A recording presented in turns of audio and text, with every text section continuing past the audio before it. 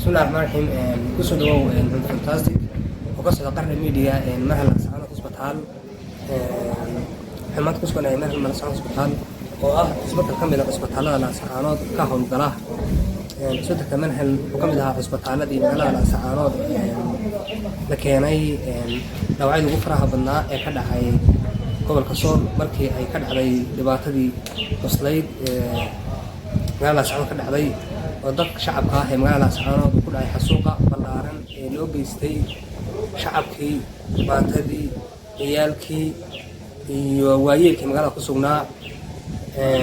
waxaan qaabilay dad aad u fara badan oo gaaraya 600 oo ay dhaawaceen ciidamada Soomaaliland oo ay u geysteen dib dagaalkii ka dhacay ee fawsha xumaa ee duulaanka ahaa alxamdulillah maanta dadka soo badan yihiin ma sha Allah way fiican yihiin qayb way joogtaa qaybna hadda wax ku sugan tahay isbitaalada magaalada Garowe ama meelaha ka baxsan alxamdulillah waayay intii dhibaatadii wax soo dhacayeen qof ka shaqeeya isbitaalka manhaj dhibaato ma soo gaartay way soo gaartay Firdaus Maxamed Faarax ayaa wax ku dhaawactay halka dadka taaganahay horteena oo ay ku dhacday ma sheegay xabad ay soo rideen isbitaalka ruuxiisa waxba soo gaaray oo ku dhaceen